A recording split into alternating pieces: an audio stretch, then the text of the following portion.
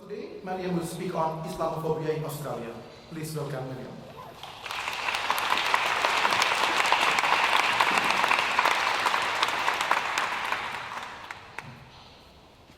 Thank you very much. Respected guests, fellow speakers, ladies and gentlemen, good morning. I too would like to acknowledge the traditional owners of the land on which we meet. Any such discussion about human rights in Australia must premise around our first Australians. As was already mentioned, I am the original founder and the president of the Islamophobia Register Australia. My relationship with Islamophobia, however, over the years has taken many, many forms. From being an advocate against it to becoming a victim of it, and everything in between. Now I stand before you today with a heavy heart. The past few weeks and the past few days have been turbulent, to say the least. There is much that has been said about this topic already by many, and the issues that I want to speak about today won't just be speaking to those in the room, but those outside. So bear with me while I pour my heart out to you. Like Stan Grant, the issues that I want to speak about today are deeply, deeply personal. I don't have the privilege of studying or looking into these issues from an outsider's perspective or as part of an extracurricular hobby. I have lived it and I continue to experience it. I don't want to delve into a discourse about all doom and gloom, but I do want to premise my talk with this very simple fact. If you haven't walked my path, then your understanding of my circumstances is secondary. You cannot flatly deny that which you've had the privilege not to experience. Since I founded the Register in late 2014, I've effectively been at the coalface of Islamophobia. I joke about the fact that I've become the Islamophobes' favourite poster child and the sacrificial lamb, halal of course, of the anti-Islamic movement. Now, trying to remain positive in the face of all that I've endured is no easy feat, but I thank God, my supportive family, and my psychologist for that. In recent months, the Islamophobia Register Australia has teamed up with a group of academics from varying backgrounds across Australia to analyse the data that we've collated over the past few years. We hope to release a report later in the year, first of its kind, which will include quantitative and qualitative data, analysis including details around trends, demographics of the perpetrators and that of the victims, the distribution of the events according to the months, and researching the correlation, if any, between the frequency of the reports and the socio-political environment at the time, and mapping Islamophobia hotspots. Now, Islamophobia is incredibly broad, and my message today is to those who perpetrate it, those who experience it, and those who are caught up in the shadows of these two. My message is for the backyard bigots and the backyard chefs, and everyone in between. My message is to the powerful institutions and voices of influence striding in our corridors of power, on our airwaves and on our screens, that consciously and unconsciously perpetuated and act as enablers of it. And my message is to those who plant the seeds of Islamophobia and then benefit from the fruit that it inevitably bears. My message is also to the misguided backyard clerics who label themselves as religious guides, both the tangible ones that you can see and the intangible ones that roam our internets, the ones we refer to as Chef Google and Chef YouTube, that exploit young, impressionable souls by exploiting our holy verses and mischievously citing Islamophobia. The diverse players sucked into this vortex, many of whom unwittingly feed off each other and yet simultaneously and passionately despise one another. I call them the Islamophobes and the radicalised. And And my message to those who find themselves on the fringes of society, those most susceptible to the messages and narratives of violent political ideologies, the young souls who feel so disenfranchised, so disillusioned, that they feel compelled to turn to political ideology, and I say political, not religious ideology, that has conveniently wrapped itself in a religious cloak to gain legitimacy. Please know this: the people who you claim to be defending, representing and fighting for are the very people who will suffer and face an enormous backlash every time you think you're doing something to help your cause. Let me remind you, whilst that there are loud and vocal voices shouting down at us in this country, which is adding to your sense of alienation, be assured that the silent majority do not hate you. In fact, many speak out. They may not all understand you, but do not lose hope and do not despair. All is not doom and gloom. This is your home just as much as it is anyone else's. For some of us, this is the only home that we've ever known. The utter irony is that all of the parties involved on each end of this extreme spectrum cling on to this false hope that their words and their actions are actually tackling and thereby reducing endemic institutionalised Islamophobia and global injustices in the case of those who are disillusioned, falling prey to radicalisation. Or in turn, on the other side, those who think that it will reduce and counter radicalisation, terrorism or the perceived Muslim threat in the case of the Islamophobes, both at an individual and institutional level. But the reality is that their words and actions have the polar opposite impact of what they set out to achieve, and instead contributes further to fueling each other's causes. Meanwhile, everyone else is caught up in between. These are by no means the only factors at play, but it cannot be ignored, however, that political ideologies prey on disaffection. Disaffection. Whether it's the very disaffection that makes voters nod to the empty, baseless words of politicians that are void of logic, but somehow it resonates with them, or the disaffection that pulls a young Australian Muslim man to the fringes of society, thereby making him vulnerable prey to the wicked-minded. We cannot ignore this sense of disaffection. No doubt the consequences of the latter are definitely deadly, as brainwashed and radicalised young people so callously destroyed their lives and that of others. But there are parallels to be drawn between these two groups. Put simply, there are far too many disaffected and disillusioned people amongst us on both ends of this spectrum.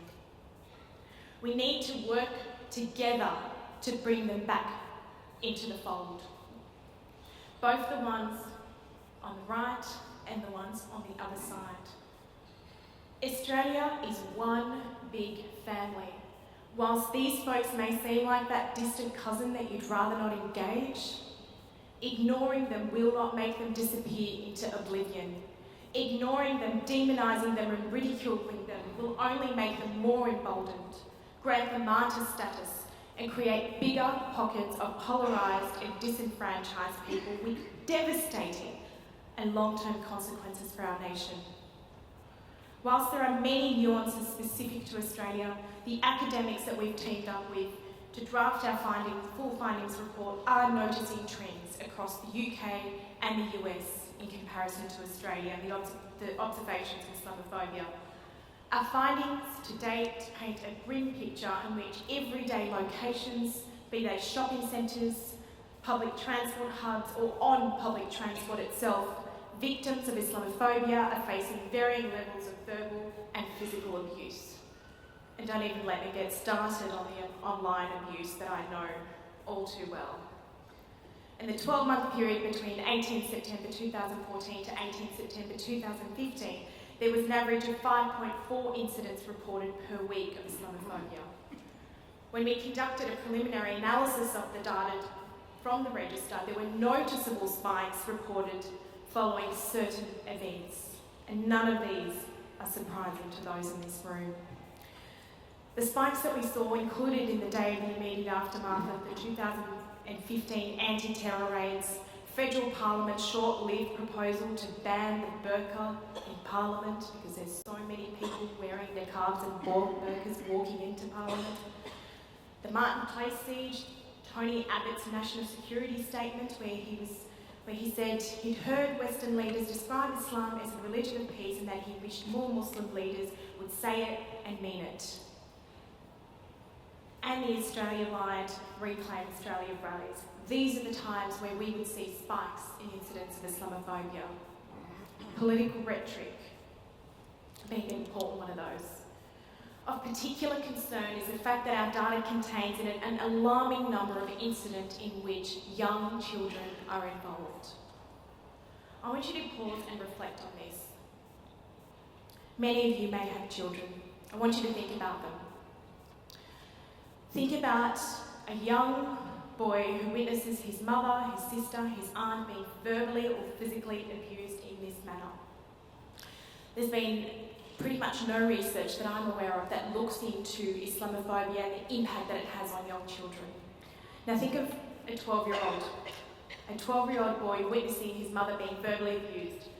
Then he goes to school and gets called a terrorist in the playground. The day after, Pauline Hanson appears on Q&A.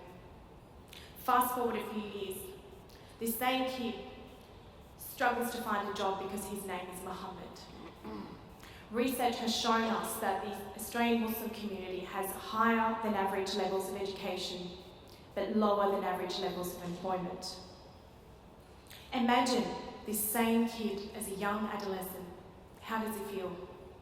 And then contemplate on how easy it will be for someone to brainwash him into potentially joining groups who will promise him a job, brotherhood, and a sense of belonging that his home country can't provide to him. About a year or two ago, when I started working in this space, I said that Islamophobia is at risk of becoming normalised. Ladies and gentlemen, in my humble view, we are there. It has become normalised. It's a pervasive cancer that keeps rearing its ugly head both in public and private places all too frequently. Any such discussion of Islamophobia cannot ignore the institutional, social, legal and historical power relations, political rhetoric, government policies and media framings that continue to contribute to it becoming normalised.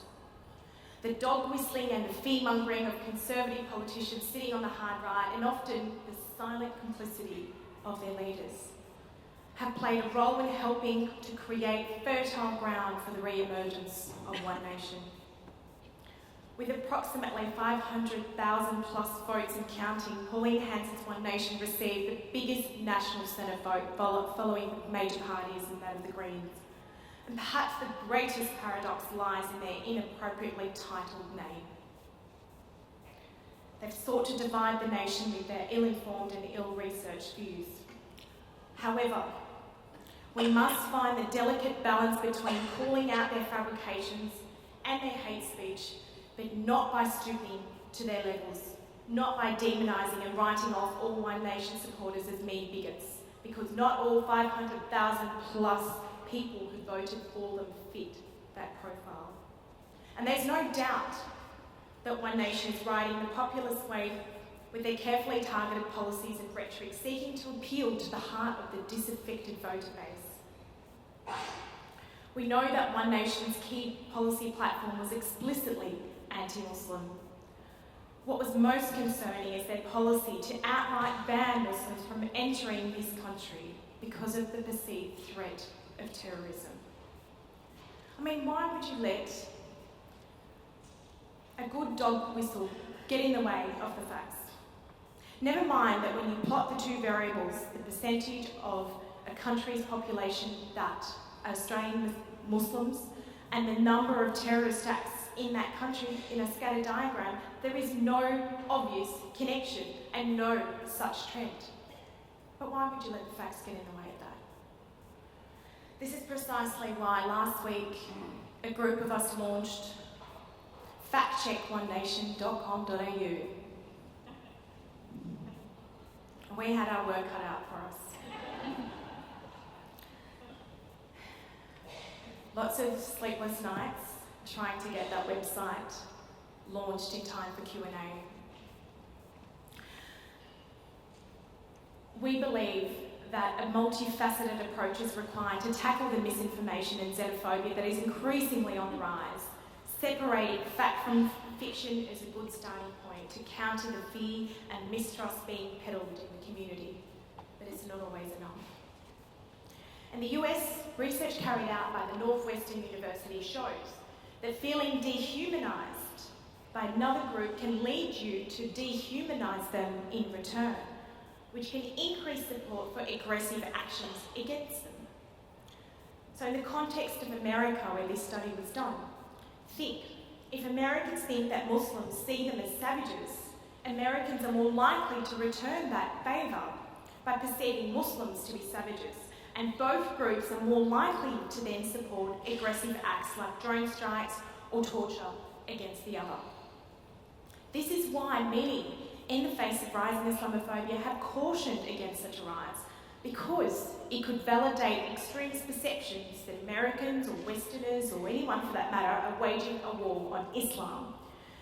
In fact, it was Secretary of State John Kerry who has said that Donald Trump's statements calling for a ban of Muslims into America, now we've seen that echoed in Australia, that it can endanger national security by handing ISIS and other terrorists a recruitment tool. That's a quote from the Secretary of State.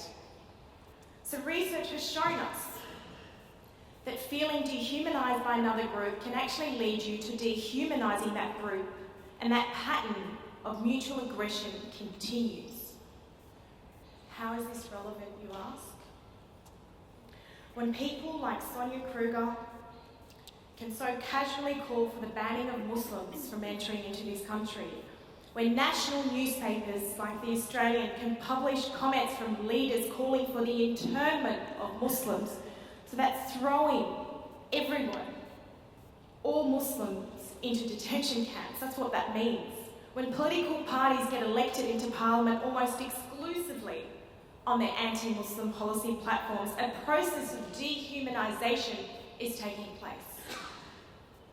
When nothing we say or do, no amount of facts or statistics can sway certain segments from their hardline, wholly manufactured views about us, a process of dehumanisation is taking place.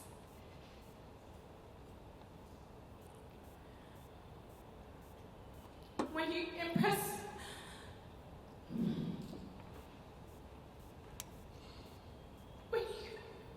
me by sending me threats of death, violence,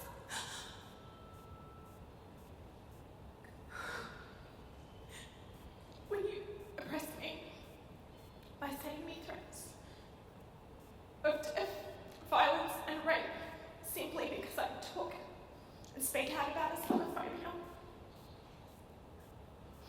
a process of dehumanisation is taking place. When the fears and safety concerns of your child become more superior than the concerns of mine, a process of dehumanisation is taking place. And for the record, while it's not my job to enlighten you, if you are so fixated in your belief that the sky is green when indeed it is blue, the onus should not be on I to befriend each and every Islamophobe in the same way that a victim of domestic violence need not befriend a misogynist. I will not, however, write off every person who speaks up against me as a meat bigot. I have on many occasions engaged privately with those who hate me, but are level-headed enough to carry out a conversation free from vitriol and hysteria. On the odd occasion, I've helped change some views and maybe soften some hearts. This does not mean that I will turn a blind eye to Islamophobia, or that I won't call out its historical constructs, or highlight the individuals and the institutions that continue to act as enablers and plant the seeds of hate.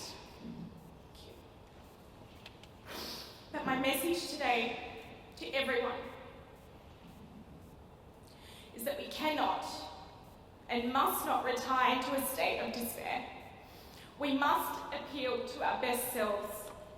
The bigots in this country, they are the exception, not the rule.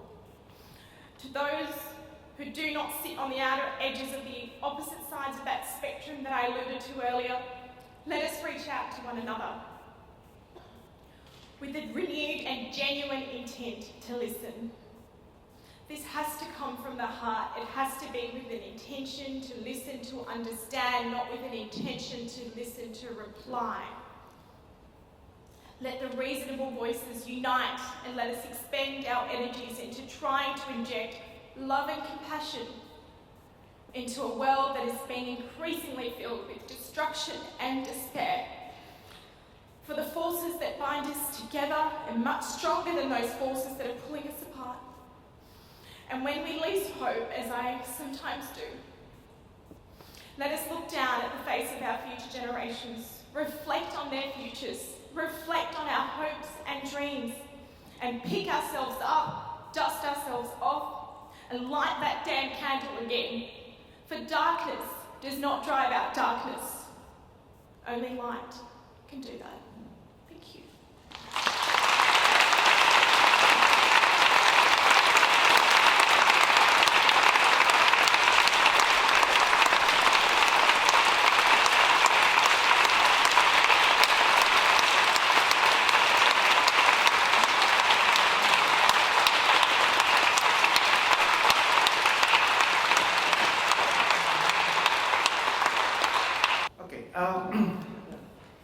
Thank you, Mariam.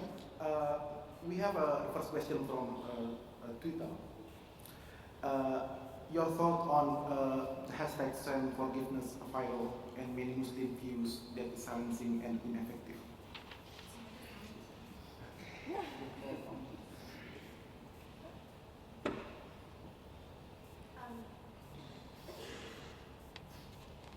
I think we need to understand that there are many ways to respond.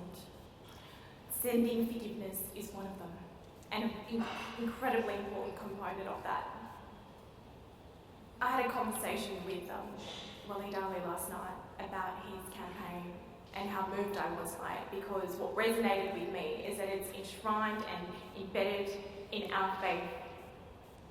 We are being demonised for being Muslims, and what better way to respond is through your faith. That does not mean, and Waleed Ali certainly didn't try and suggest this, that it means that we excuse those who are bigots and those who peddle these views in the community, be they politicians or the backyard bigots. You can call that out, but you can do it respectfully. Where do we go with this if we're constantly shouting each other down? Where do we go if all that is consuming us is the hate being peddled from either side? There's no constructive debate in that. We need an opportunity and a platform for those really vital voices to come out, the ones that speak about embedded institutional Islamophobia.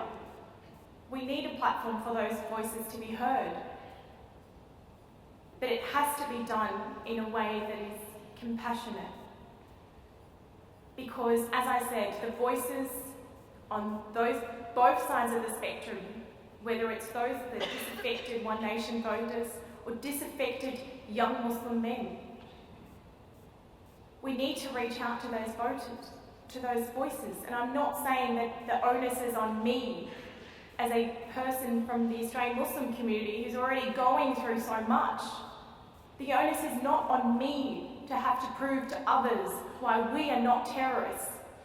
The onus is on all of us, the reasonable voices in our community, to stand up, to hold our hand, to stand in solidarity and speak out, and not through tokenism and merely through hashtags, but in the barbecue conversations, the conversations you have while you're filling up your bottle of water in the office, those conversations.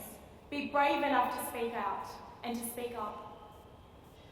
And what that involves is going beyond the tokenism, looking into the reasons why Islamophobia is able to take hold and the historical constructs around that. But we can do that with compassion. Thank you. Okay, now question from the audience. Yes, one. Yeah, you sir. Thank you so much for your speech today. It was very powerful. My question is, we're at a human rights conference and a lot of the speakers are talking about issues outside of the legal framework. So I'm wondering, given the work that you've done with the register and the work that you do in social media, has the formal human rights framework failed? Or, like many proponents say, is it better than nothing? Thank you for your question, and you're right. I have spoken extensively on this issue. Unfortunately, I felt today coming here with, the enormous and exceptional circumstances of the past week that I had to talk more about those issues. In terms of the legal framework, you say, isn't it better than nothing, or something to that effect? And yeah, it is. But what standard do we expect and what standard do we accept? If this is a standard that allows this kind of xenophobia to take hold and to become, for Islamophobia to become normalised, then we have to say maybe that standard is not good enough. I've often had this discussion of raised issues around the inadequate protections afforded to minority groups. The fact that the current existing laws, be it state or federal, with probably the exception of Victoria, you guys seem to do everything much better than most of us, that the laws are inadequate. They apply disproportionately to minority groups, where certain segments and certain faith groups are protected and others are not. And I'm not suggesting a black and white answer. What I'm suggesting is let's have that conversation. Let's get the experts in the room and consider whether changes need to be made to our existing laws to strengthen them. But you know why I don't talk about that anymore? Because there's no political appetite or political will. Because I'm shouted down by the conservative voices in the media who just want to paint us as all extremists. So it's like we can't even have those sophisticated conversations because we get pulled back into the conversation around Muslims don't contribute, or that somehow we're uncivilised, or that we're terrorists and that we should be banned. We get pulled back into these conversations. I would love for the conversation around Australian Muslims to mature, but I'm afraid right now I don't see that happening.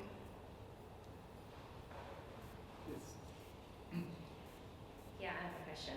Hi, I'm Diana from Amnesty International, and I just wanted to commend your bravery today. It's not an easy topic at all to speak so heartfully about, so thank you for that. My question is about how you mentioned the dehumanization process and how it's already begun, and we can sit here in despair about it and see what the media is portraying, and frankly I think is quite irresponsible. However, working in a human rights organisation, I don't want us to sit here in despair. I want to think of ideas and innovative ideas and how we can engage with progressive leaders in the community and amplify their voices and give them the platform, because all we're seeing, particularly on Q&A on Monday night was quite symptomatic of that, where there were just no alternative voices that could speak to this issue, much like what you're doing here today. And how do we make that part of mainstream dialogue and encourage people who have these progressive, moderate views, which I feel actually are the majority, and really amplify their voices? And if you have some ideas on how we could do that, that would be greatly appreciated. Thank you. Thank you for your question. I think what can help start that is for us to have a broader conversation that stops labelling Australian Muslims into categories. And this is not something that people always do consciously, something that often happens unconsciously, but by labelling Muslims into categories and putting them into the buckets of moderates and progressives and extremists and radicals, we're helping create that further divide. The reality is that we have to understand that someone who you may classify as a moderate Muslim isn't someone who's moderately practicing. They are the true Muslims. So by labelling them as moderates and the other end as extreme, you are suggesting that this bucket being defined as the extreme Muslim is still practicing a form of Islam. So the first thing is the framing.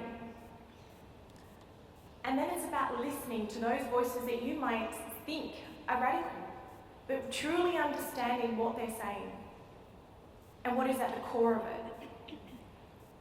And that's not to say that we should, particularly when, there are voices out there, because of the categorisation, we don't actually hear the substance of what they're saying.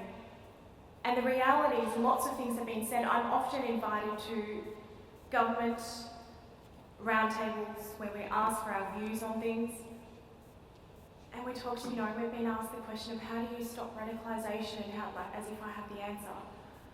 But maybe part of that is that the things that have been echoing from the Australian Muslim community for many, many years centres around all these issues around foreign policy, around Islamophobia, around the policing, around dehumanisation, and all of the things that Anne Ali spoke about earlier.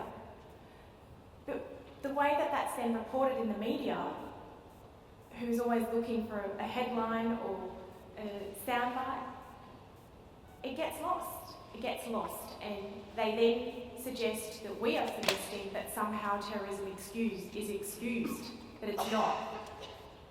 How do we get out of this situation? I seriously don't, especially right now, I don't have that answer. But I think part of it is about all of us taking responsibility, and not just people like me. All of us have a terrorism is a global problem.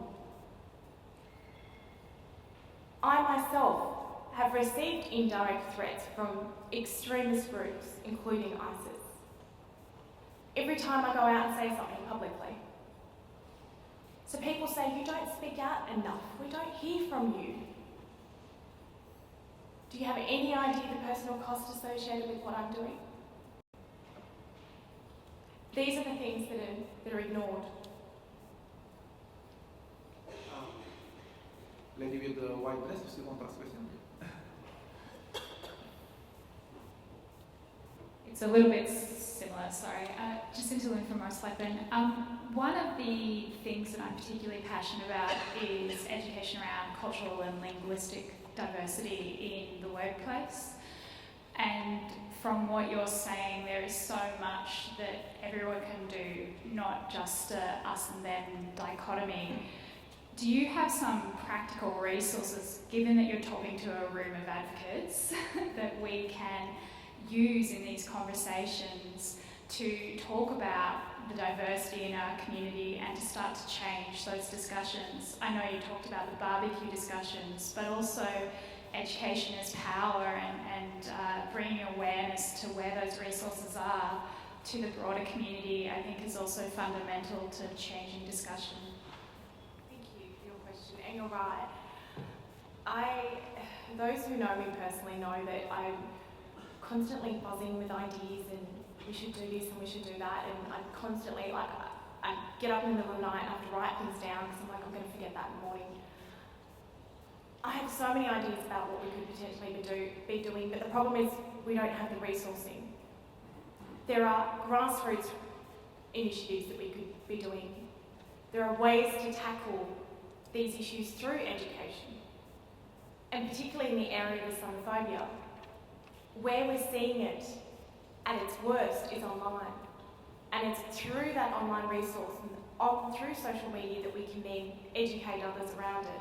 So whether it's 6-minute videos or 1-minute videos that tackle and break down these issues, that speak to the everyday garden variety Australian, that speaks to them about these issues and helps them sift through the fiction and separate the fiction from the facts.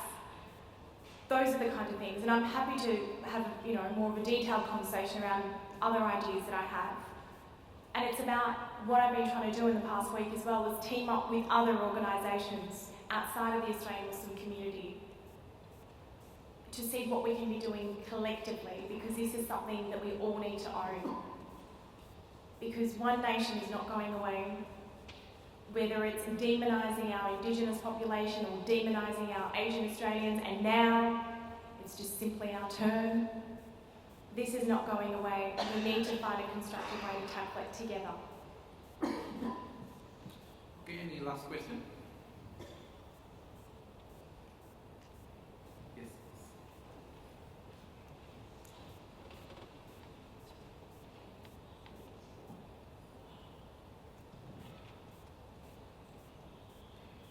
Hi.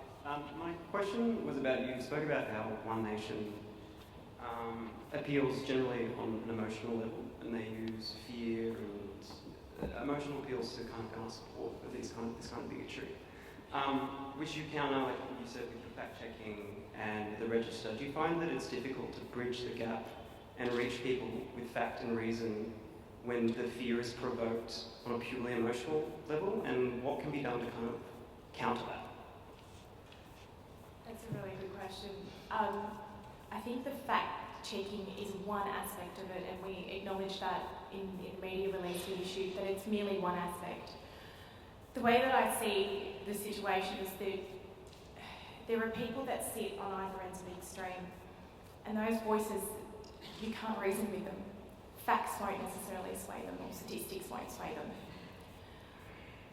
But what you can do is reason with the people that are just closest to those. You can start reaching out to those voices. And through the conversations that are later had, whether they're over barbecues or in the pubs, they can then reach those more, what we would call extreme voices. And you're right, it is about emotion. And because it's about emotion, that's why I'm not afraid to show my emotion. I can't really help it either. But to show the personal side and the cost of Islamophobia and the impact it has personally. Because that's emotion. That's saying to people that you're not just demonising this unknown entity. You're not just demonising a homogenous blob of people who you don't know. You're demonising someone like me. And by introducing that human element to it, you can help change people's views. That's why I keep going back on Twitter despite the hate. Because over the years, people have gotten to know me, the flaws in my personality and everything, but they've gotten to know me as an individual. Some people who would never engage with an Australian Muslim and you know, the most contact they've had is to see them on television and walk past one and assume a whole bunch of things.